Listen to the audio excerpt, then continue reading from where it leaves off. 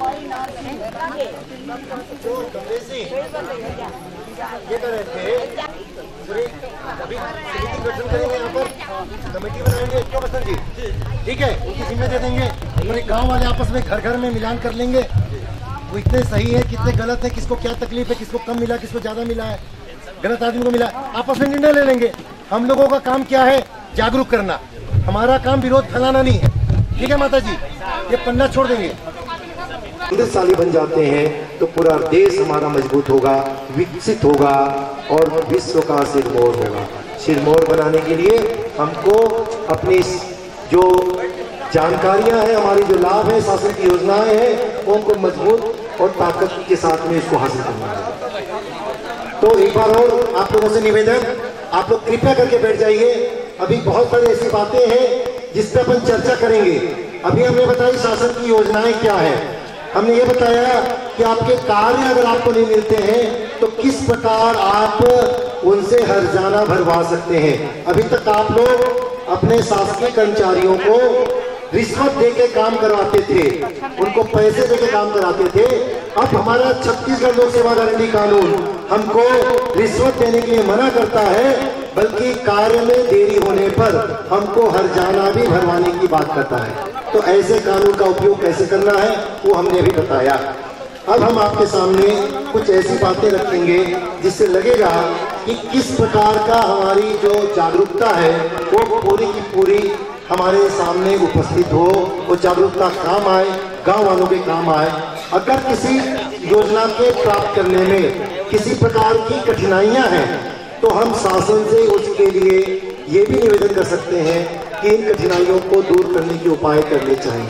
मैं आपको उदाहरण बताना चाहूँगा, हमारे भाई बहनों को अगर कोई बड़ी बीमारी हो जाती है, वैसे स्वास्थ्य के लिए तो स्मार्ट कार्ड हमारे लिए बना हुआ है, 30,000 रुपये तक, 50,000 रुपये तक अब उसको बढ़ा दिया गया है। क्यों था वो लोग, स्मार्ट कार्ड है, स्मार्ट कार्ड को 50,000 रुपये तक कर दिया गया है। चलो ठीक है, ये तो है, लेकिन कुछ ऐसी बीमारियां हैं जो 30,000 50,000 में भी इलाज नहीं होती, कैंसर हो गया और कोई बड़ी बीमारी हो गई। तो ऐसी बीमारियों के इलाज के लिए भी छत्तीसगढ़ शासन ने कुछ योजनाएं बना रखी हैं, जिसका नाम है संजीवनी कोष से सहायता। संजीवनी कोष क्या है? संजीवनी कोष सरकार ने बना रखा है कि जिसके तहत अगर वो बीपीएल है, अगर बाई में किसी परिस्थिति में बीपीएल भी नहीं है लेकिन वो इलाज नहीं करा पा रहा है, तो ऐसे लोगों के लिए भी वो सहायता उसमें मिलती है। लेकिन उसमें कुछ कठिनाइयां हैं।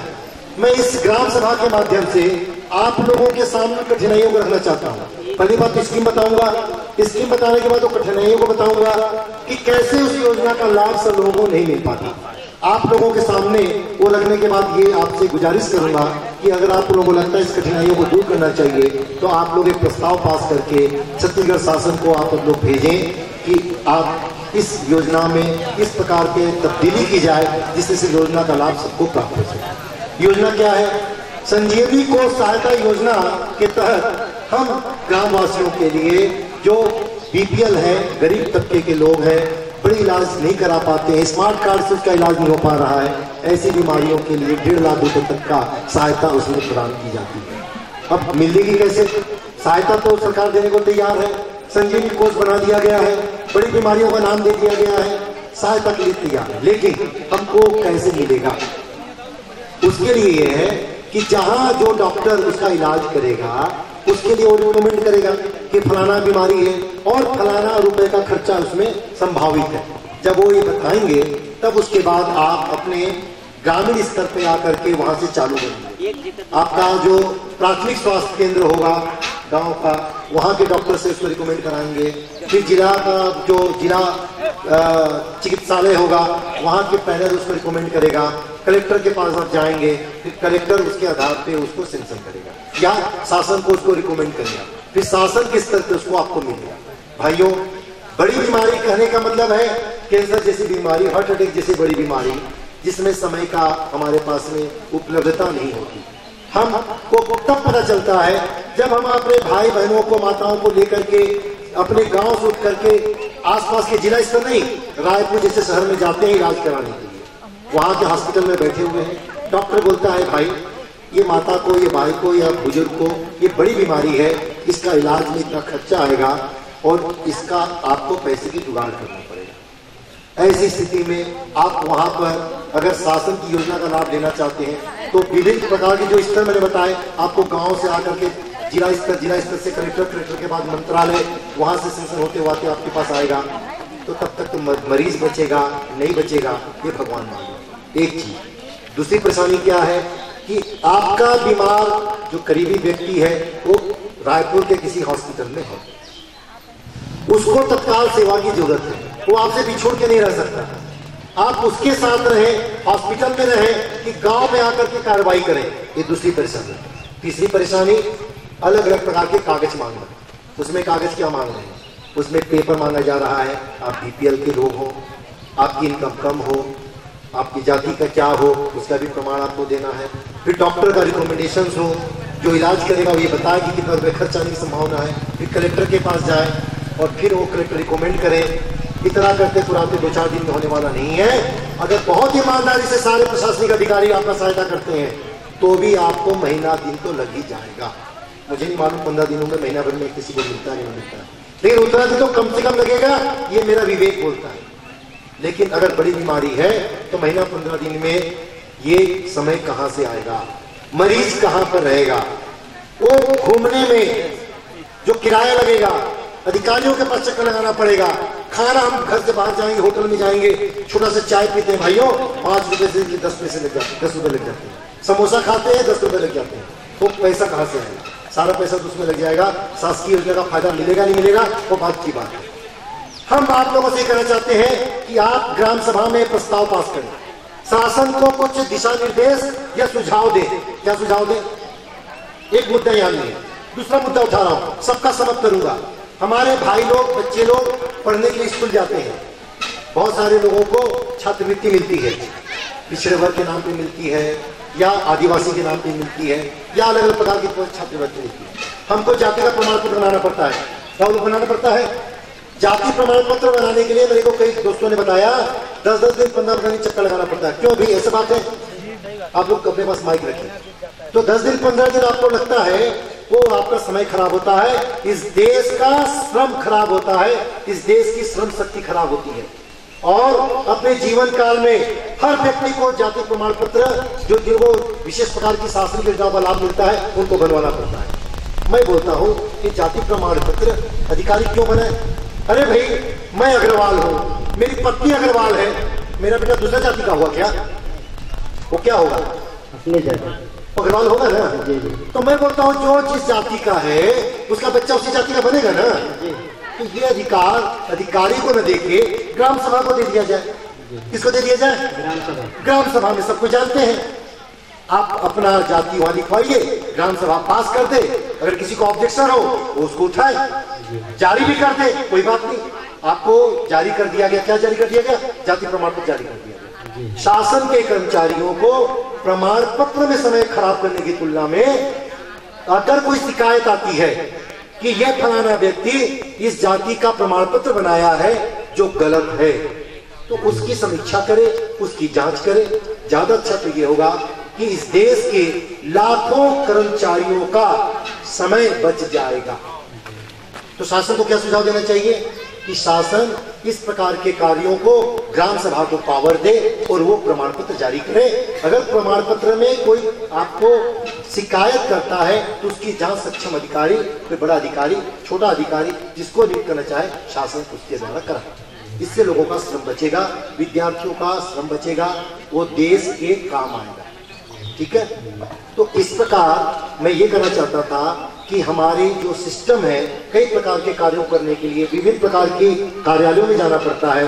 उन कार्यालयों में जाने के बाद हमको बहुत सारे धक्के खाने पड़ते हैं, परेशान होना पड़ता है, और उसके बावजूद हमारा कई बार काम बनता है, कई बार नहीं बनता है। वोट ब्रिज बनाना पड़ता है, वोट ब्रिज के लिए बहुत सारी लंबी चौड़ी कानूनी प्रक्रिया है, उसमें हमारा समय जाया होता है। मैं और आगे की बात बताना चाहता हूँ, शासन से अर्ज करना चाहता हूँ, शासन से क्या अर्ज करना चाहता हूँ? भाइयों, जैसे आपका कोई नाम है, मेरा नाम है, आपका परिचय आपके नाम से है, मेरा परिचय मेरे नाम से है, लेकिन एक गांव में एक नाम से 2 लोग होते नहीं होते हैं, कई लोग हो जाते हैं। अगर पूरे राज्य की बात करें तो कई लोग हो जाएंगे, पूरे देश की बात करें तो बहुत सारे लोग हो जाएंगे।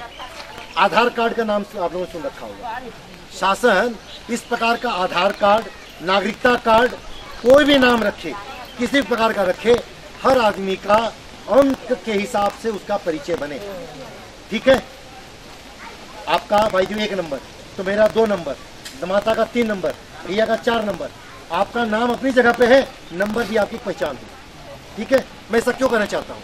इसलिए करना चाहता हूँ कि नाम का मिलान हो सकता है, नंबर का मिलान नहीं हो सकता। अब क्या होगा, इस देश के हर आदमी का एक अपना अलग अलग नंबर हो और वो सारे के सारे व्यक्ति का डाटा उसमें सम्मिलित हो जाए। क्या क्या हो जाए? उसका नाम क्या है, उसके पिताजी का नाम क्या है, उसकी जाति क्या है, वो किस आय ग्रुप में बिलोंग करता है, वो लोग मतलब बीपीएल में है, एपीएल में है, बहुत ज़्यादा समृद्धशाली है, उसके घर में क्या क्या है, गाड़ी है, घोड़ा है, ये है, वो है, 3 है, तिकड़म है, उसके पास राशन कार्ड का कार्ड है कि नहीं है, वृद्धा पेंशन का उसमें है कि नहीं है, उसको छात्रवृत्ति मिलती कि नहीं मिलती है, इस सारी चीजों को उसमें सम्मिलित कर दिया जाए। इसका परिणाम क्या होगा? इसका परिणाम ये होगा, जो मैंने संजीवनी कोष की बात बताई, जो मैंने जांच प्रमाण की बात की बताई, बीपीएल कार्ड बनाने की बात आई, आय प्रमाण पत्र की बात बताई, तमाम प्रकार के इस प्रकार के जितने का सर्टिफिकेट्स हैं, वो क्या होगा, समय के बाद विचार कीजिएगा कैसे काम हो सकता है। आप अपने घर में बैठे हैं, आप अपने गांव के नौजवान को कंप्यूटर का ट्रेनिंग दिला करके उसको बोलिए कि भैया मेरे को संजीवनी कोष की सहायता राशि के लिए आवेदन लगा दो। वो व्यक्ति आपका आवेदन संजीवनी कोष के लिए इंटरनेट पे घर बैठे बैठे कंप्यूटर पे डाल देगा। डॉक्टर की रिपोर्ट जो आपके रायपुर में है या रायपुर में गए तो वहीं पर हॉस्पिटल में वो डॉक्टर का कोई ऑफिस उस आपके जरूरत की चीज के आधार पर आवेदन लगा देगा कि ये फलाना को ये फलाना बीमारी है, इसको इतने रुपए की जरूरत है, इसके बिना ये इलाज नहीं हो सकता, और वो संजीवनी कोष के लिए आवेदन लगा दे। आपका जो आधार कार्ड नंबर, नागरिकता कार्ड नंबर या फलाना नंबर जो भी सरकार चाहे उस नंबर का उसमें उद्धृत कर दे। अब क्या होगा, वो सक्षम अधिकारी जहां जहां है, जिला चिकित्सालय या स्वास्थ्य चिकित्सालय या कलेक्टर, सबके कंप्यूटर में वो दिखने लग जाए ऑटोमेटिक। कलेक्टर के कंप्यूटर में चल जाए कि जिला चिकित्सालय ने उसको रिकमेंडेशन दे दिया है कि ये व्यक्ति इसका पात्र है, इसको इसकी सहायता दी जाए, और उसके आधार पे वो कलेक्टर को सेंक्शन के लिए आगे भेज दे।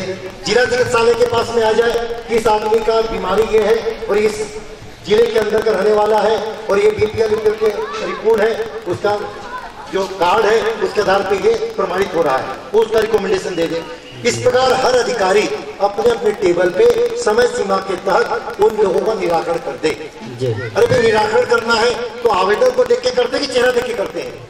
आवेदन देख के करते हैं। आवेदन के साथ प्रमाणन मांगते हैं, पत्र मांगते हैं, पत्राचार मांगते हैं, दस्तावेज मांगते हैं। वो सारा आपका इंटरनेट में है कि आप किस जाति के हैं, किस आय वर्ग से हैं, क्या आपको बीमारी है, क्या आपको सहायता चाहिए, कौन डॉक्टर इसको रेफर कर रहा है, वो डॉक्टर इसके लिए एलिजिबल है, पात्र है कि नहीं है। तो ये सारी चीजें हर संबंधित अधिकारियों के कंप्यूटर पे आ जाए और उसको पास कर दो। क्या होगा, वो आदमी जब रायपुर में इलाज करा रहा है, 2 दिन, 3 दिन, 4 दिन, 5 दिन जो भी समय सीमा है, उस तय सीमा के तहत वो बैठे बैठे कंप्यूटर पे उसका सेंक्शन होके आ जाएगा। जब सेंक्शन होके आ जाएगा तो वही बैठे बैठे उसका इलाज हो जाएगा। उसी प्रकार जब हमारा डाटा सब जगह चला जाएगा तो जो बच्चे हमारे पढ़ने के लिए बाहर जा रहे हैं, स्कूलों में हमारा एडमिशन ले रहे हैं, अगर वो किसी जाति विशेष का फायदा लेना चाहते हैं तो वो स्कूल में जो कंप्यूटर होगा उसका जो व्यक्ति का चिन्हांकित जो नंबर होगा उसके आधार पे वो उसकी जाति, उसकी आय उसके सामने होगी। जब उसके सामने होगी तो वो स्कूल का जो प्रभारी होगा या उस विभाग का अधिकारी होगा वो उसको आधार पे उसका जो छात्रवृत्ति है उसके लिए वो पात्र मान लिया जाएगा या उसको सेंक्शन कर देगा। परिणाम क्या हुआ, इस देश के करोड़ों लोगों का कई कई दिन की जो श्रम की जो नुकसान है वो बच जाएगा। दूसरी चीज, हमारा आने जाने का जो भाड़ा लगता है वो बच जाएगा। तीसरी चीज, जो पसीने छूटते हैं, परेशानियां होती हैं, बीमारियां होती हैं, एक्सीडेंट होते हैं, उससे बच जाएगा। और सबसे बड़ी बात, इस देश के लाखों कर्मचारी जो एक ही कार्य को बार बार करने में अपना समय जाया करते हैं, उससे पूरी पूरी उनकी छूट मिल जाएगी। तो भाइयों, आज इस ग्राम सभा के माध्यम से शासन के पास हम अपना इस प्रकार का सुझाव भेजना चाहेंगे कि शासन इस प्रकार के कार्य करे जिससे कि जन शक्ति का नियोजन प्रॉपर हो और उस पर होने वाली जो नुकसान है उससे हम बच सकें।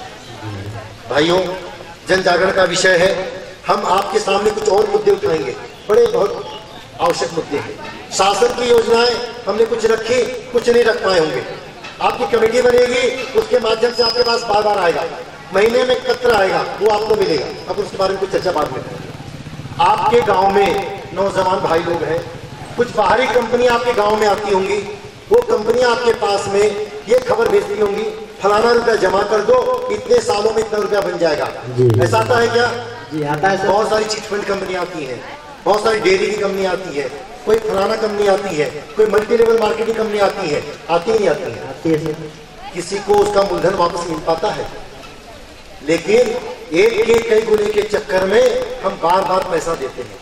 लेकिन आपको बता दूं, केंद्र सरकार ने security and exchange board of India, जिसको सेबी बोलते हैं, उसको ये पावर दिया हुआ है कि इस प्रकार के जो भी व्यक्ति या कंपनियां गांव से या शहरों से पैसा उगाती हैं, जिनका सेबी के तहत पंजीयन नहीं हुआ है, वो सारी कंपनियां गलत हैं।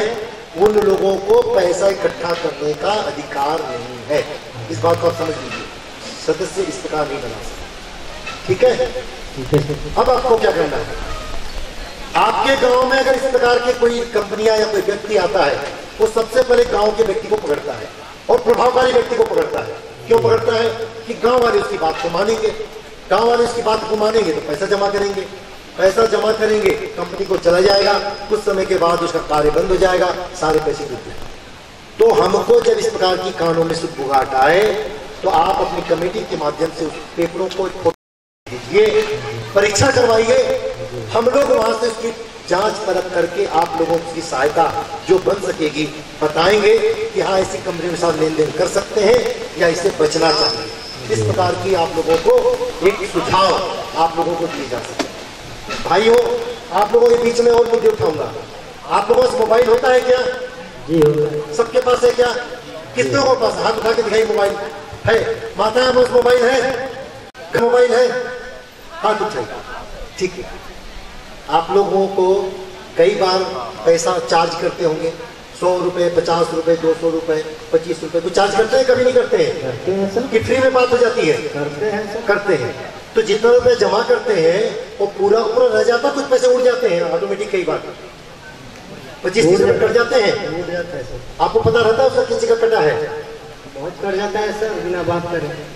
तो आप लोग पूछते हैं उनसे कि कस्टमर केयर से पूछते हैं सर, क्या जवाब देते हैं? बताता है, कुछ बता देता है, इसमें कटा तो कुछ बता देता है। तो फिर बंद होता है कि नहीं बंद होता है? बंद नहीं होता है सर, चालू कर देता है। चालू ही रहता है। आप लोग उसको बंद कराना चाहते हैं? जी, बोलते हैं कि बंद कर दीजिए। हाँ, तो फिर चालू कर देता है। फिर चालू कर देता है, करेगा, इसके बाद चालू कर देता है। तो ऐसा आप ही के पास होता है कि कई लोगों के पास में होता है?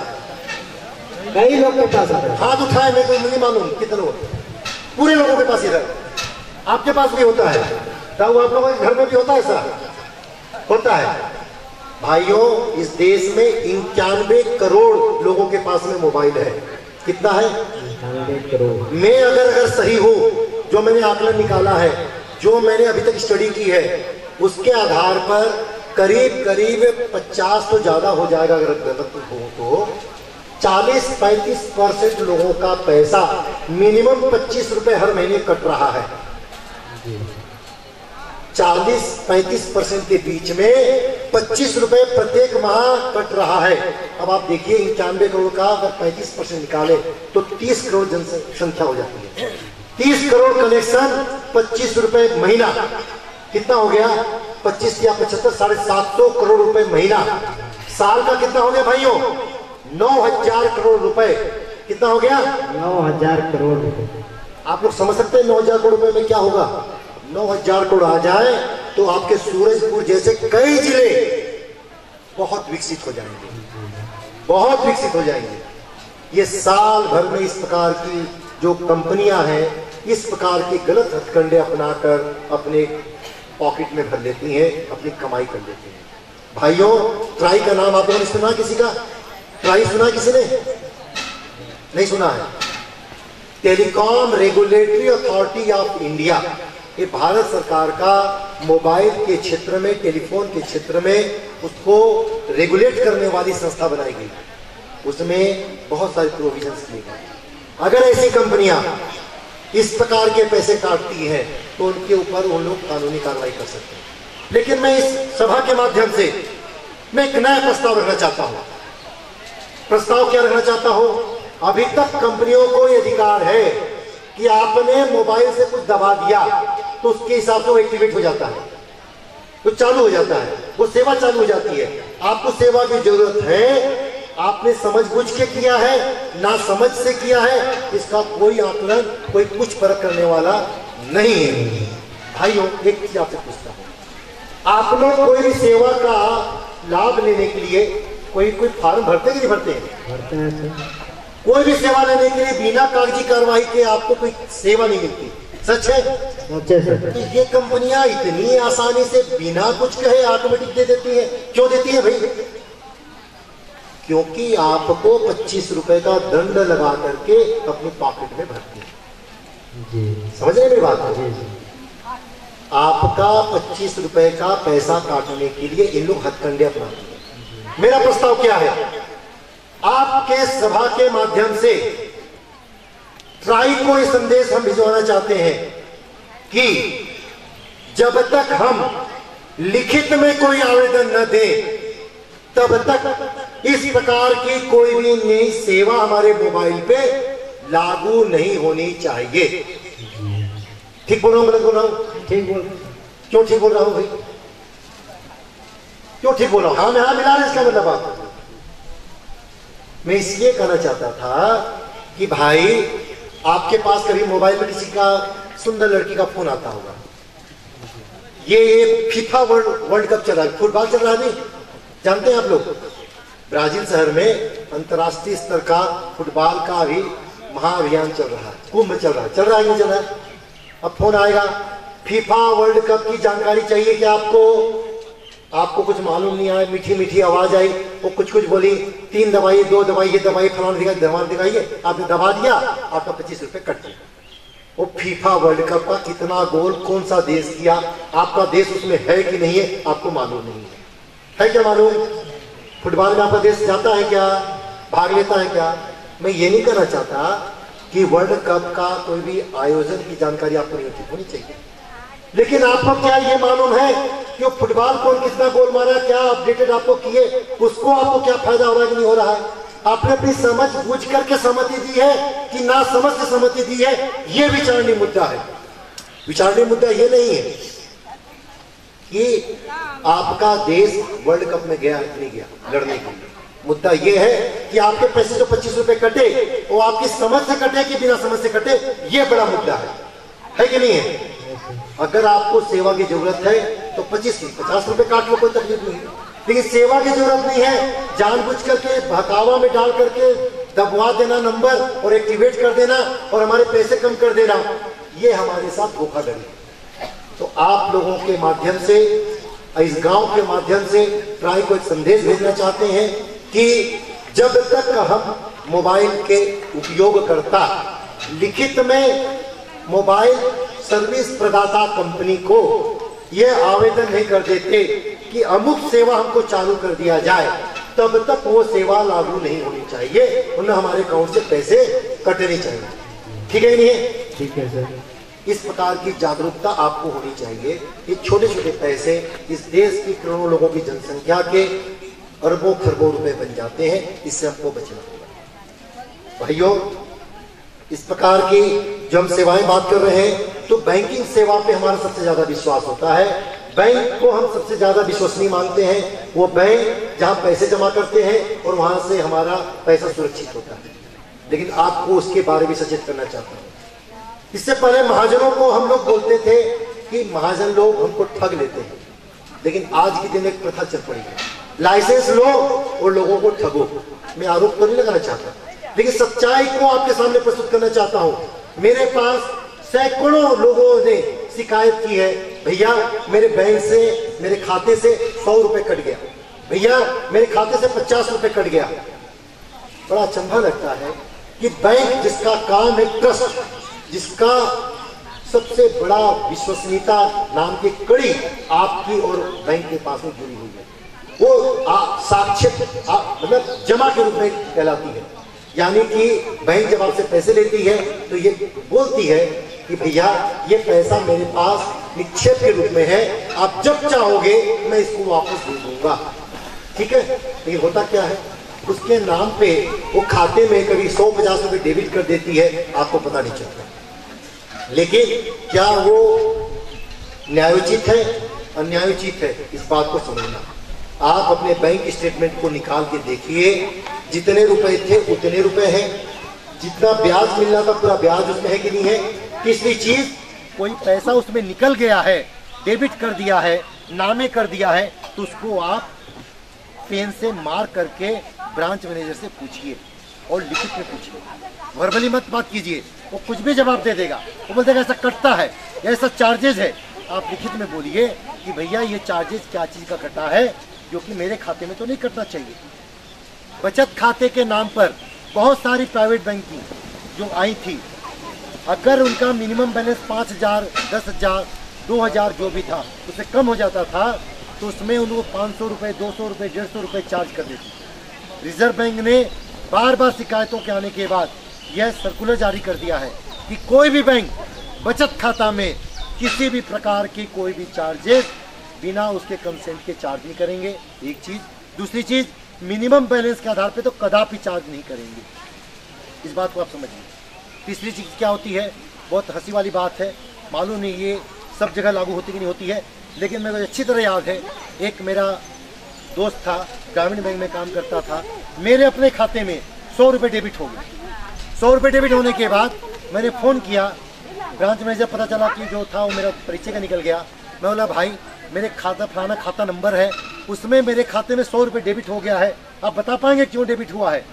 अरे बोला यार तेरे खाते में भी डेबिट हो गया।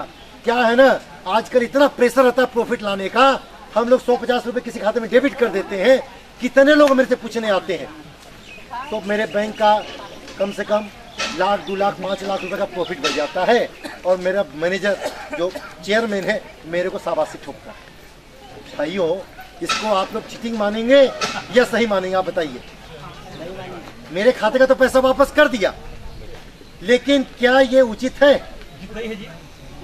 तो भाइयों आपको जागरूक होना पड़ेगा, आपके खाते को समझना पड़ेगा, कहीं ऐसा तो नहीं इस प्रकार का आपके खाते में 100 रुपये डेबिट हो रहा है। अरे बैंक का तो पैसा है, बैंक थोड़े गड़बड़ कर ही, वो थोड़े खाई, अरे नहीं खाएगा, लेकिन शाबाशी लेने के लिए भी आपको डेबिट कर देगा तो कोई बड़ी बात नहीं। इससे भी अपने को बचना चाहिए, इस प्रकार का हो रहा है, इसलिए मैंने आपको सचेत किया।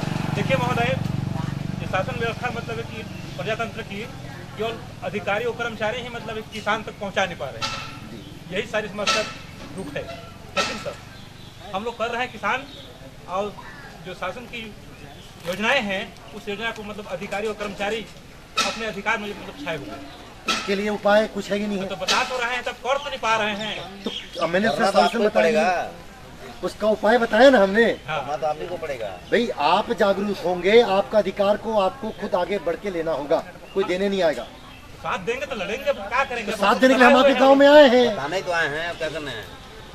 साथ देने आए हैं, आपको रास्ता बता रहे हैं, उसको क्लेम करने का तरीका बता रहे हैं, उसके आगे सुनवाई करने के लिए रास्ता बता रहे हैं। ये आपको करना पड़ेगा, आगे बढ़ना पड़ेगा। अकेले मत बनिए, संगठन बनाइए, मजबूत होंगे। एक आदमी नहीं लड़ सकता, पूरा गांव मिलेगा तो मजबूती अपने आप आ जाएगी, आपको डर खत्म हो जाएगा। कृषि के बारे में बात आ रही थी, मैं छोड़ दिया था। कितने लोगों को किट वगैरह बढ़ते रहते हैं, पेपर में पढ़ते रहते होंगे, कितने लोगों को मिला है यहाँ पर इस गांव के? हाथ खड़ा करेंगे। कृषि की जो किट होता है, खाद, बीज और उर्वरक वगैरह, वालों को मिला है? कोई बता पाएगा कितने लोगों को मिला है इसमें से? मिला है। क्यों भाइयों, मैं क्या मानूं किसी को नहीं मिला है, ऐसा मान लो? तो क्या हमारे गांव में एक ही पात्र आदमी नहीं उसके लिए? सोचने की बात है।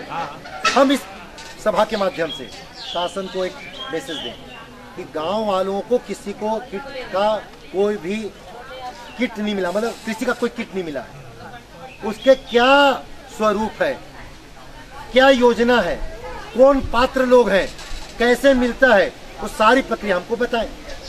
देखिए आपको जवाब मिलता कि नहीं मिलता है। आपको ये निकालना है ना तो मुट्ठी भरनी पड़ेगी, अंगली डालेंगे निकलेगा तो ऐसी ऐसी वापस आ जाएगा, ठीक है ना। तो ये आपको जागरूक होना पड़ेगा। इसी प्रकार भाइयों एक बात और मेरे दिमाग में आ रही है, आप लोग उसको क्या सोचते हैं मुझे नहीं मालूम। कई बार यहाँ पर बहुत सारी रैलियाँ होती हैं, राजनीतिक रैली होती है, सबको बोलते चलो भैया चलो रैली है, फलाना मंत्री आ रहा है, फलाना ठिकाना आ रहा है, सबको गाँव वालों को भर के ले जाते हैं। आप लोग कभी गए क्या रैली में? माता आप लोग गए क्या कभी? हाँ या ना? गए हैं। गाड़ी में बैठा देते हैं, ले जाते हैं, किसी को कोई खिला देते हैं, किसी को नहीं भी खिलाते हैं, किसी को वापस ले आते हैं, किसी को नहीं भी लाते हैं। एक आप लोगों को अर्ज करना चाहता हूँ, पसंद आए तो हाँ कहना, नहीं पसंद आए तो मेरे पास वापस आ जाएगा, कोई परेशानी नहीं है। सोच रहा हूँ मेरे बात की बात है। भाइयों अपन रैली में जाते हैं दो कारणों से, एक इच्छा करती है फलाना को देख के आना, सुन के आना, तो इच्छा करेगी तो बाबू पेड़ में भी चढ़ेंगे, हवाई जहाज में भी उड़ेंगे, भूखे भी मरेंगे, पूजा पाठ करते हैं, तपस्या भी करते हैं, आग में बैठते हैं, पानी में बैठ जाते हैं, तालाब में ठंडे पानी में बैठ जाते हैं। इच्छा करती है तो सब करेंगे। लेकिन दूसरी स्थिति, कोई बोल रहा है प्रभावकारी आदमी, चला रहे रैली आते चले आई, आते फलाना जाती, अगर आपकी इच्छा नहीं है तो काहे को जाना भाई? आदमी कोई भगवान बन गया है क्या? नहीं जाएंगे। क्यों नहीं जाएंगे? हमारा एक दिन की मजदूरी खराब होती है, घर से बाहर जाते हैं पसीना छूटता है, भूखे मरते हैं, छोटा बच्चा है वो परेशान हो जाता है, बीमार हो जाते हैं, गाड़ियाँ एक्सीडेंट हो जाती है। मैं बोलता हूँ आप लोग यहाँ पर एक प्रस्ताव पास कीजिए, रैली में जाएंगे तो अपने मन से जाएंगे और नहीं जाएंगे तो 1000 रुपये लेंगे तो जाएंगे। कैसा लगा आपको प्रस्ताव हमारा? नहीं, हाँ में हाँ मत मिलाइए, पसंद है तो मिलाइए, ये मांग कीजिए। मैं तो चला जाऊंगा, विचार करना, सोच दे के जा रहा हूँ। क्यों करके जा रहा हूँ कि आप लोगों की जागरूकता, ये छोटा सा एक कार्य दूर तक असर करेगा, पेपरों में आएगा। हमारे यहाँ पर पत्रकार भाई लोग आ रखे हैं, इस बात को उठाएंगे, बोलेंगे रामनगर वाले जागरूक हो गए हैं। अब वहाँ पर तो शासन की योजना तो चाहिए, बेगारी भी नहीं करा सकते। ये जब पत्रकार भाई लोग आपके गांव की सदस्यता, ये अभियान जो अपन चलाएंगे, जागरूकता अभियान जो चलाएंगे, ये जो प्रण हमने जो लिया है, प्रतिज्ञा जो है, जब छापेंगे तो ये पूरे देश में, पूरे राज्य में जाएगा। तो आपका गांव का जो आवेदन जब जाएगा ना कलेक्टर और मुख्यमंत्री के पास, रामनगर, अरे भैया फटाफट करा, नहीं तो क्या करेंगे, ये तो पूरा गांव उठ के आ जाएगा। आपको बता दो भाइयों माताओं, शासन के कर्मचारी आपकी जबान से नहीं डरते, लेकिन जब लिखित कागज में जब आवेदन देते हैं तो पसीना एसी में बैठे बैठे छूटने लग जाता है। आपको विश्वास नहीं होगा तो आज के बाद करके देखिएगा। नहीं, ऐसा तो प्रकरण रामनगर का है। हाँ, तो भैया उसको आदत में ले आइए, उसको आदत में ले आइए। अब ग्रामवासी लोग चाहे तो कौन बताएगा, स्वीकार कर लीजिए, इकट्ठा हो जाइए। ऐसा प्रकरण है ना कि छोटा सा और आपके सामने छोड़ रहा हूँ, ज्यादा बात नहीं करूंगा। आपके राशन में जो चावल मिलता है उसमें कुछ कनकी टूटल चावल मिलती है, नहीं मिलती है? कि समिति बनी उसके माध्यम से बताइएगा। आपके चावल को पहले तोलिएगा, 2-4 घर से इकट्ठा कीजिएगा, मुट्ठा मुट्ठा निकालिएगा, अंदर से निकालिएगा, उसके बाद उसको 50 ग्राम तोलिएगा मिला करके। 50 ग्राम तोलने के बाद उसको माता बहनों को लगा दीजिएगा, एक भी दाना गायब मत हो, गोट्टा गोट्टा, और बिना खराब, बिना दाग वाला चावल को अलग कीजिएगा, और उसमें जो दाग वाला है, जो टूटल है, उसको अलग कीजिएगा। तो वो गलत है। अब ये नहीं कहूँगा कि आपका कोई जो बांटता हो गलती करता है, जहाँ से चावल आता है वो गलत होता है, वहाँ से हमको क्या करना है, गलत है तो गलत है। आज इस सभा के माध्यम से रामनगर के लोग इतना जागरूक होकर के इस राज्य को, इस देश को समाचार दीजिए कि अब हम चावल तो पूरा पाएंगे, पूरे वजन का पाएंगे, घर में तोलेंगे, साथ में बिना टूटन के चावल भी पाएंगे। ठीक है, बहुत सारी बातें, अपन सारी बातों को नहीं उठा सकते, बहुत सारे आपके प्रश्न होंगे, भैया लोग भी बोलता है, हमारे जिला पंचायत के प्रतिनिधि भी हैं, हमसे ज्यादा उस पर अपन लोग समाधान चाहेंगे, डिस्कस करेंगे। लेकिन एक बात और करना चाहूंगा, हमारे आसपास खनन कंपनियां हैं, माइनिंग कंपनियां हैं, इस प्रकार कंपनियां हैं, कोल की कंपनियां हैं, चाहे सरकार की हो चाहे प्राइवेट की हो। भाइयों, आपको एक जागरूकता और बताना चाहता हूं, जितनी भी इस प्रकार की कंपनियां हैं, सबको उनके होने वाले प्रॉफिट पर एक विशेष हिस्सा उसके आसपास के गांव के विकास के लिए खर्च करना होता है।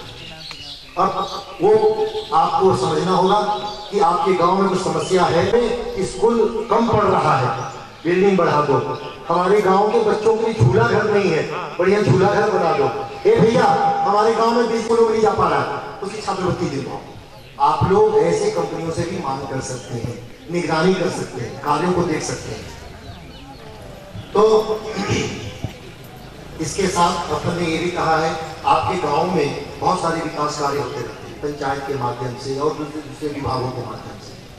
आप लोगों का एक सरकार का अपना कहीं छाप के नोट नहीं देती। कैसे देती है?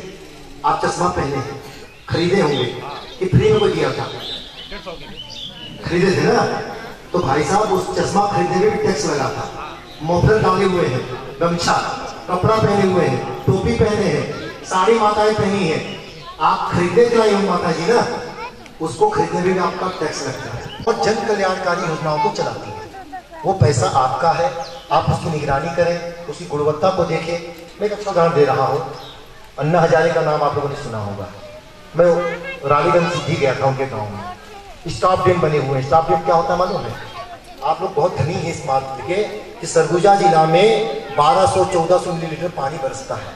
हम लोग पानी के अकाल के क्षेत्र में नहीं आते, लेकिन अन्ना हजारे का जो क्षेत्र है वहाँ पर पानी आता 150, 200, 250, 250 मिलीलीटर पानी सामने में। पानी नहीं होता, पीने का पानी नहीं होता था। उन्होंने क्या किया? बहुत सारे चेक डैम बनाए, कटाव करके मकान, खेत, बाड़ी, उसको भी नुकसान करके ले जाता है। आप अगर उनको चेक डैम बनाते हैं तो पानी रुकता है, कुछ देर ज्यादा रुकता है।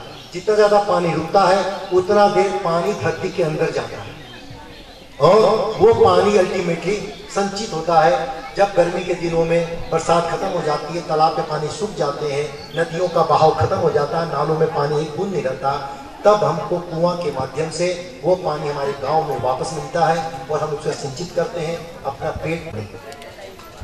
भाइयों, हमारा ये जो अभियान है, एकल अभियान, इस अभियान के तहत 5 प्रकार की शिक्षाएं या 5 प्रकार के हमारे जो कार्य किए जाते हैं। एक मैंने शिक्षा का बताया था, दूसरा हमने संस्कार का बताया था, तीसरा हमने संस्कार, शिक्षा, आरोग्य, ग्राम विकास और जन जागरण। भाइयों, जब जन जागरण के साथ साथ में ग्राम विकास की बात आती है, देश और गांव समृद्धशाली होगा तो देश समृद्धशाली होगा। गांव के समृद्धशाली के लिए आवश्यक होगा कि बाहर से पैसे गांव में आए, लेकिन गांव का पैसा बाहर मत जाए। वो कैसे करना होगा? आपका बहुत सारा पैसा खाद में और दवाइयों में बाहर जाता है। खाद के लिए आप रासायनिक खाद का उपयोग करते हैं, उससे आपकी जमीनों की उत्पादकता भी कम हो रही है। अगर आप अपने पशुधन गौ माता का सेवा करें, उसकी गौमूत्र और गोबर से जैविक खाद बनाए, तो आपका गांव समृद्धशाली होगा। हमारे लिए खाद के लिए पैसे बाहर नहीं जाएंगे, तो जैविक खाद अपनाना होगा। जैविक खाद से गांव की समृद्धशाली बनती है, पैसे हमारे बचते हैं। आज इस माध्यम से, आपके सभा के माध्यम से शासन के पास एक प्रस्ताव और भेजना चाहते हैं। वो प्रस्ताव ये है कि आपके जमीन के अनुसार जितना बड़ा क्षेत्र है उसके अनुसार खाद का सब्सिडी आपके खाते में नगद आ जाए और आप स्वतंत्र रूप से रासायनिक खाद या जैविक खाद का खरीदी करने में स्वतंत्र हो। लोग जैविक खाद का उत्पादन कर रहे हैं, लेकिन वो महंगा पड़ता है। क्यों पड़ता है? क्योंकि सब्सिडी आपको नहीं मिल पाती, जबकि रासायनिक खाद की सब्सिडी कंपनियों को द्वारा सरकार भेजती है, आपको रासायनिक खाद फिर वो सस्ता पड़ने लग जाए। लेकिन मेरा ये कहना, गौ माता हमारे घर में है, फ्री में गोबर और गौमूत्र आता है, कीटनाशक गौमूत्र से बनाए, गोबर से हम खाद बनाएं, उस खाद को हम जैविक खाद में कन्वर्ट करें, और जैविक खाद को अगर हम जमीन में डालते हैं तो हमारी यही माता बहुत ज़्यादा उत्पादक है और हम लोगों को अन्नपूर्णा की तरह ये अन्न देने लग जाएंगे। तो हम ये चाहेंगे शासन से कि हमको जमीन के एरिया अनुसार सब्सिडी दें हमारे खाते में आए और हम स्वतंत्र रूप से, चाहे रासायनिक खाद हो चाहे जैविक खाद हो, उसका हम खरीदी करके आराम से उसका उपयोग कर रहे। खरीदी न करें, अपनी गौ माता के निकले हुए गोबर से हम उसका जैविक खाद बना के उपयोग कर सकें।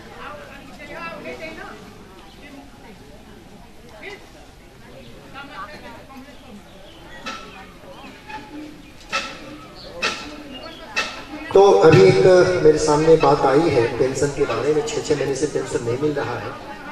इससे ज़्यादा अच्छा उपयोग ये होगा कि अगर हमारे माननीय सरपंच महोदय यहाँ पर उपस्थित होते तो वो वस्तु स्थिति को बता पाते हैं कि पेंशन न मिलने का कारण क्या है। 2 बातें होती हैं।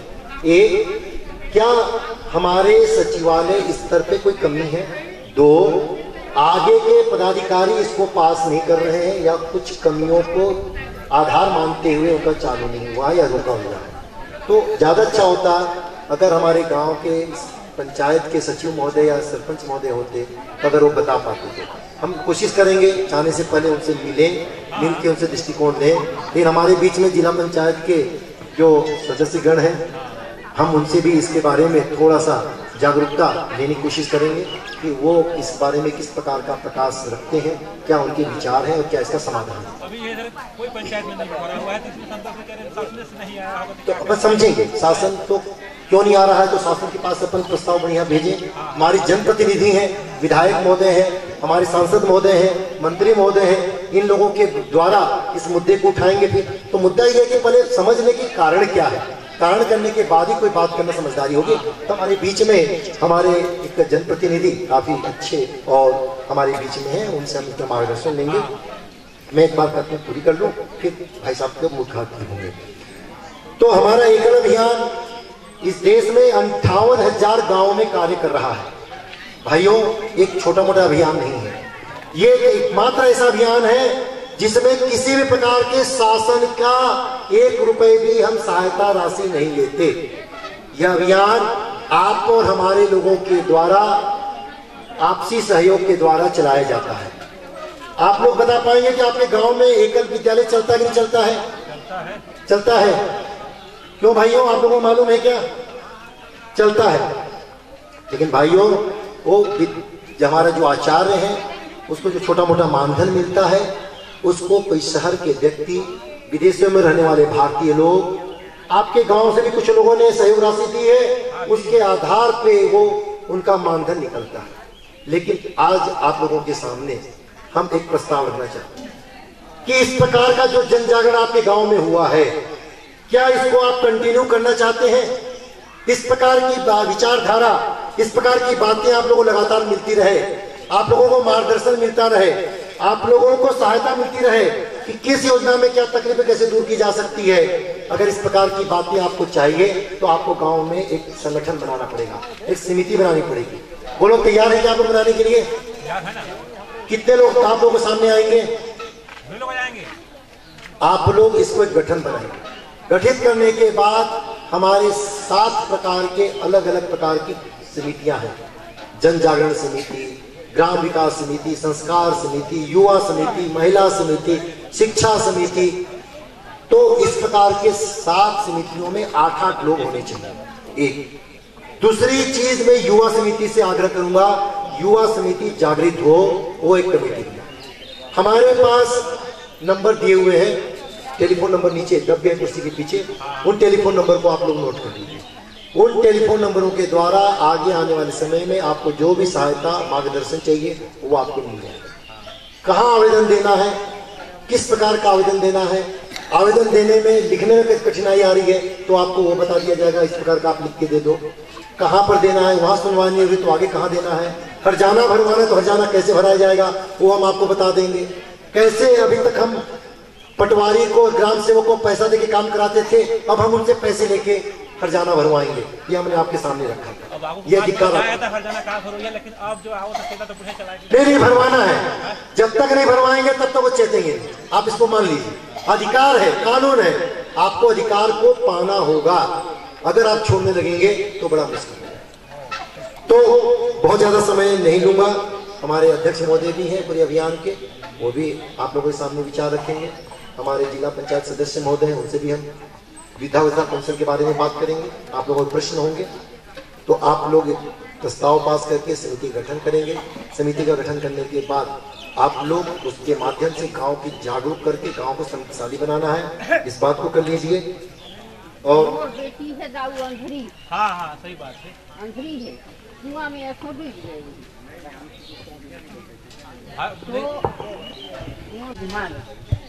तो सचो सरपंच ला कहे दाऊ कि कुआं मोर बेटी को बनाया दिया, तबे मोर बेटा मन अधिकार लेती मैं दिया खुशियाँ। तो मोके भाई 200 रुपया मिला थे, वही 25 किलो चावल मिला, वही ला मोर बेटी लगा कसम मोर बेटी के कुछ यही लगाऊ कुआं समझा। क्या परेशानी है आपको? का परेशानी ओकरे बता टेंशन नहीं बना है। टेंशन नहीं बनी मिला के भाई बेटी को चावल चाहिए। हाँ, बेटी को चावल देगा, विकलांग विकलांग दोनों चीज देखा तबे दी है। तो मैं एक बात ये कहना चाहता हूँ, देखिए पूरा गांव है, आप लोगों से एक विनम्र निवेदन कि एकल अभियान से आप लोग जुड़े, संगठन बनाएं, आपके जो आचार्य हैं उसको आप लोग पूरा सपोर्ट दें, उनके माध्यम से हम लोगों का संपर्क आपसे सतत बना होगा।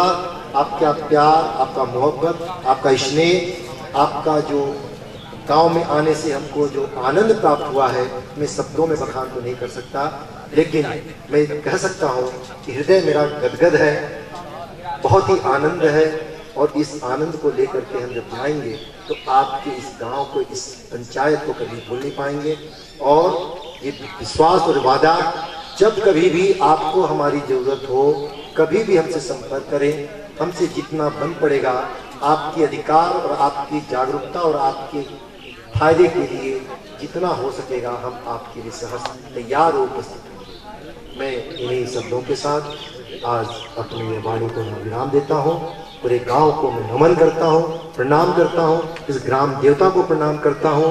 और हमारी बातों में कोई त्रुटियां हो तो मुझे लगता है कि अपना भाई, अपना बेटा मानते हुए उसको आप क्षमा करेंगे, नजरअंदाज करेंगे। बंदे बंदे बंदे, एक नारा और लगवाऊंगा। जब हम बोलेंगे एकल अभियान तो आप लोग बोलेंगे जिंदाबाद, ठीक है?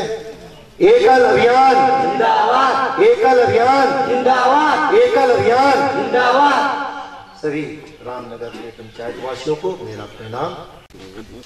आज एकल अभियान जन जागरण शिविर में उपस्थित अंबिकापुर अंचल से आए बड़े भैया भगवान दास अग्रवाल जी, अजेश बंसल जी, वैष्णव जायसवाल जी, सूरजपुर अंचल से आए बड़े भाई मुकेश गर्ग जी, हमारे इंडिया टीवी न्यूज के साथी राजेश सोनी जी एवं एकल विद्यालय के सभी कार्यकर्ता, माताओं बहनों, अभी अभी अजेश भैया ने शासन की समस्त योजनाओं का जानकारी आप लोगों को दिए। सोचने पर मजबूर होना पड़ेगा। हम लोग भी बैठ बैठ के सोचते रहे कि भैया का जो सोच है सही में, अगर जाति प्रमाण पत्र ग्राम पंचायत के माध्यम से बनता है तो उस ग्राम पंचायत का जाति प्रमाण पत्र को किसी भी व्यक्ति चैलेंज नहीं कर सकता। अगर चैलेंज करने लायक हो तो उस पर जो भी सक्षम अधिकारी हैं वो जांच कर सही पाया जाता है तो उसे सही करें या निरस्त कर सकते हैं। इसी प्रकार मोबाइल में जो 25 से 30 रुपया मंथली, इस टाइप का बहुत सारा जानकारियां इन्होंने दी। मैं इनको बहुत बहुत बधाई देना चाहूंगा कि आप यह जो जन जागरण शिविर है आज रामनगर में आयोजन करके इस शिविर का आपने जनता तक जो जागरूक करने के लिए यह शिविर रखवाया। आने वाले समय में और भी बड़ा बड़ा पंचायत है वहां भी रखवाएं, हम लोग भी साथ में सहयोगी के रूप में रहेंगे। बहुत बहुत धन्यवाद। और यहाँ जो मैं देख रहा हूँ पेंशन का जो शिकायत है, जनवरी माह में भी इनको पेंशन मिला है, जनवरी 2014 तक में इनको पेंशन मिला है। अभी लोकसभा चुनाव से पहले पेंशन का राशि जनपद पंचायत को नहीं मिली है। अभी 4 महीना, 5 महीना, 6 महीना तक का जो पेंशन है, 5 महीना तक का पेंशन, इसमें 3 महीना का पेंशन जनपद पंचायत को मिल चुकी है। अब जनपद पंचायत से सरपंच सचिव इनके खाते में ट्रांसफर करेंगे, तो कहीं कहीं 3 माह का पेंशन मिल भी चुका है और कहीं कहीं प्रोसेस में है। सरपंच सचिव खाते में डालते जाएंगे और इनको मिलते जाएगा। अभी रामनगर के सरपंच, पता नहीं आप लोग बुलाए या ना बुलाए, सरपंच सचिव यहाँ के रोजगार सहायक, उनको भी आना चाहिए था। यहाँ के कार्यकर्ता लोग बताएंगे, गए थे कि नहीं सरपंच के पास? गए थे? क्यों, क्या बोले नहीं आए? चलिए, अब उनको ये कार्यक्रम अच्छा नहीं लगा। पंचायत भवन भी आप देख रहे हैं कि लग रहा है कि पंचायत सरपंच जैसा है पंचायत भवन भी, मतलब सोने टाइप से पंचायत भवन भी दिख रहा है। इसका पोताई भी 5 साल से शायद हुआ है कि नहीं हुआ है? पता नहीं, करवाया है कि नहीं करवाया। चलिए थोड़ा सा आप लोग बोलिए, कम से कम पंचायत भवन, पंचायत एक मंदिर होता है ना, कम से कम इसको पोताई साल में एक बार जरूर कराएं। और आपके यहाँ जैसे रामनगर 75% अपना आदिवासी गांव है, इसमें वन अधिकार के तहत जो पट्टा मिला है, पट्टा मिला है कि नहीं मिला है आप लोगों को? यहाँ है कोई पट्टाधारी? हाथ खड़ा करेंगे, कितने लोग को मिला है? चलिए, जिनको जिनको जैसे वन अधिकार के तहत पट्टा मिला है, आप लोग को इंदिरा आवास के नाम से 75,000 रुपए का राशि स्वीकृत होगा। अभी राशि स्वीकृत हुआ है कि नहीं है आप लोग का? निकला है ना? हाँ, इसके बाद किसी का शिकायत आया है कि पैसा भी निकालनी है किसी को? इसमें वही तो इनको जागरूक होना है। इनके खाते में पैसा जा रहा है और पैसा को अगर निकाल के ये किसी को दे दें, अच्छा, सरपंच क्या है, इनको डायरेक्ट अपने हाथ से निकाल के नहीं दे रहा है, इनके खाते में जा रहा है। तो आप स्वयं बैंक में विड्रॉल फॉर्म भरिए और अपना पैसा अपने पास रखिए।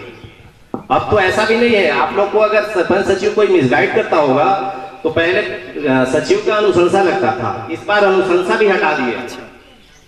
इस बार अगर आप लोग को बैंक में सीधे जाते हैं तो सरपंच सचिव किसी आदमी को पकड़ने की जरूरत नहीं है। आप लोग अपना खाता पासबुक रखिए और पैसा आहरण करिए और अच्छा मकान बनाइए अपना। स्वयं मालिक है, समझ रहे हैं ना? सुना था कि नहीं? हाँ, अब में पैसा वैसा देने की जरूरत नहीं है। ये गांव में कई पैसा शिकायत मिली से कि मतलब ईटा मैं गिरा दूं, पैसा ला मोर जमा कर देना, ईटा गिरी सब पैसा जमा हो, ऐसा है शिकायत ना? हाँ, तो इस टाइप का शिकायत इस गांव में बहुत है। मतलब भोलेपन का फायदा उठा के इनका थोड़ा सा वो तो हो रहा है। और बाकी वन अधिकार के तहत इनको मक्का का बीज मिलेगा। अभी क्या है, सूरजपुर जिले में एक आध 2 जगह मेरे ख्याल से मिनी किट का वितरण हुआ है। आपके यहाँ भी आरओ को भेज के एक सर्वे कराया जाएगा, उसमें मक्का और आपका धान का और खाद ये सब निःशुल्क मिलना है। और कोई विशेष परेशानी या गांव के रोजगार गारंटी वाले में तो सब हो गया है ना? बांटेंगे, पता नहीं, अभी तो दे देंगे। रोजगार गारंटी में भी क्या है, यहाँ पोस्ट ऑफिस से पेमेंट होता है। इसमें क्या है, इनको अगर ये अभी तो हुआ, लेकिन इस बार बोल रहे हैं कि नहीं अब बैंक के द्वारा होगा। हाँ, नहीं, अब तो यहाँ पर सेंट्रल बैंक खुल चुका है। सेंट्रल बैंक में इनका कोई भी देखिएगा, कोई गड़बड़ी नहीं होगा। थोड़ा सा इसे पूछ लीजिएगा, इनके पास काट ले गया, ईटा नहीं गिरा, नहीं गिरा है, 1 महीना हो गया, पैसा ले लिया। इस टाइप से बहुत आदमी किया है, 2-4-6 आदमी किया। हाँ, मतलब एक पैसा जो तो नहीं निकलवा लिया, शादी तो बाद में लिया अपना। क्या है, कोई सुनने वाला है नहीं? 25,000 रुपया ले गया, उसमें से मेरा 9,050 चेक वाला आएगा तो मैं कहाँ से दिखा पाऊंगा अपना घर को? मेरा हाथ में रहेगा ना, मैं कहाँ से बनवा पाऊंगा? देना तो नहीं चाहिए ना बाबू। तो आई मेरे को कौन दिया कि मैं सबको काम के सरपंच का विश्वास में सर, अब क्या करें? सरपंच है, करवा दूंगा, ये करूंगा, वो करूंगा। कोई जगह राय नहीं ले, कोई जगह करवा दूंगी, विश्वास सरपंच का माने। क्या करें भोले भाले जो पैसा घर बना हुआ अब चेकिंग वाला आएगा तो कहाँ से दिखाऊंगा मैं? है सरकार का रुपया है, फ्री में नहीं काट रहा है। तुम अच्छा से रहिए घर में। इनका भी मेरे ख्याल से दखल बाप का नाम और तेज राम बोला दे दे आप बोला भैया है और आज से कोई सुना ही नहीं। तो नाम इंदिरा आवास निकला हाँ निकले रही पहले कितना पैसा निकाल लिया? वो पूरे पैसा नहीं है, मतलब जानकारी है ये नहीं है मेरे को। जानकारी रहते नहीं है, बोलता है कि हाँ चाचा इधर करवा दूँ वो उधर करवा दूँ। खर्चा होगी समाज खर्चा होगी, पैसों भी ले लिया, काटो भी ले लिया है। मतलब डाले में पड़ता है। जिला पंचायत साइन है। आज के मीटिंग में रेखा सरपंच आई से विशेष भी नहीं सके। बहुत जने का फर्जी राशन कार्ड बन चुके रहे बनी से कि नहीं? अपन यहाँ फर्जी राशन कार्ड बोली से बहुत हाँ बहुत कटत है, मतलब बहुत मतलब गोल माल करके मतलब रखा थे। क्या है कि मतलब गरीब तो नहीं बन रहा है, जो बन रहा है गाड़ी मोटर चल रहा है उसका कार्ड बन रहा है। नहीं तो अभी सत्यापन करे आइन है तो उनमें अगर जो गलत तरीके से बन गई से तो उनमें तुमन भी बतावा कि जो गरीब मन का जो छूट गई से उमन का बनावा, जो अमीर मन का बन गई से उमन का कटवावा। हाँ मतलब वो तो बोले ले कहा है कि सब वही नोट का प्यारा है, सब कर देते, समझा ना? तो गरीब गाड़ी पे चढ़ते वो जे मतलब कहा है कि वहाँ जाही ना तो गुफे चुप मतलब राशन उठाते हैं। वो झमेला रही तही ना राशन उठाए नहीं जाए कोड़े वाला का कोई सुनने वाला पैसा बैंक में जाही ना ते करी कल मुझ मार कर कहीं काम करे वाला तो पीछे और जे काम करे वाला रोजगार बनाने पे आगे। आधा सच्ची देता है, आधा मतलब वो लोग को देता है।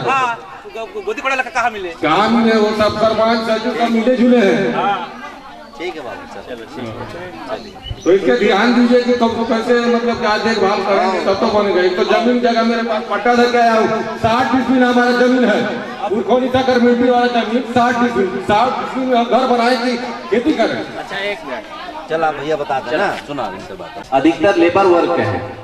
अगर ये लोग ठान लें कि रोजगार गारंटी में बैंक से नहीं पोस्ट ऑफिस से जो इनका पेमेंट हो रहा है, हुआ था ना पेमेंट, वो पेमेंट में रोजगार गारंटी का नहीं, रोजगार गारंटी का जो पेमेंट है और जो पेमेंट करे लो तुम उनके गाँव के है ना, ओके जाके सब बोल दा कि जे आदमी पासबुक लेके आई वही व्यक्ति का पैसा दा, इतना तो बोल सकता था।